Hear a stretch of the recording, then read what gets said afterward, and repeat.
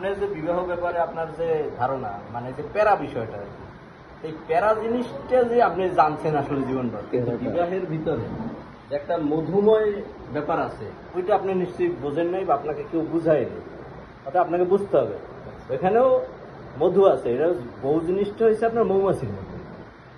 আপনি গান শুনবেন ঠিকই, গুনগুন গান শুনবেন, কিন্তু ফুলও ফোটাবে, ওইটা আপনাকে মাথায় রাখতে হবে। ঠিক আছে, আপনার গান যদি শুনতে হয়, ফুল তো আপনাকে একটু খাইতেই হবে। গোলাপে কাঁটা থাকে, হ্যাঁ, ওটা থাকবে, এটা স্বাভাবিক। তো সেক্ষেত্রে তালতো ভাই, বিবাহের ভিতরে একটা অন্য রকমের রহমত আল্লাহ তাআলা দিয়ে রাখছে। আপনি একবারও মনে করবেন না যে আমি বিয়ে করব, আমি তো বেকার মানুষ, বা যে কোনো আমার হয়তো আর্থিক অবস্থা খারাপ, আমি তো একটা মেয়েকে আনবো, মেয়েটা কি খাবে, কি খাওয়াবো, এই চিন্তা আপনার না। এই চিন্তা স্বয়ং আল্লাহ তাআলার, কারণ রিজিক তো উনি লিখছে। আর আপনি যাকে নিয়ে আসবেন, ওই রিজিকটা কিন্তু সে সাথে করে নিয়ে আসবে আপনার এখানে।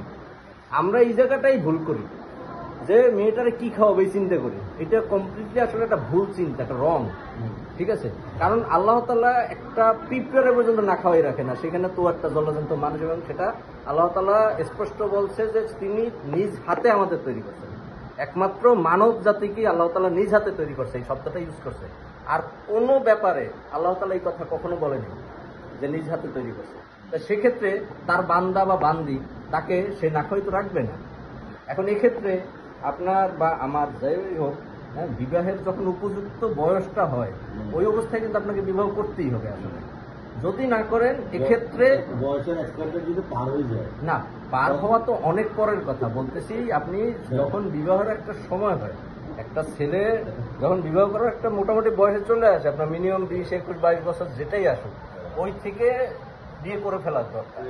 যদি না করে সেক্ষেত্রে ওই ছেলে তো মোটামুটি একটা গুণাগার হয়। আমাদের তো প্রেক্ষাপট ভালো না।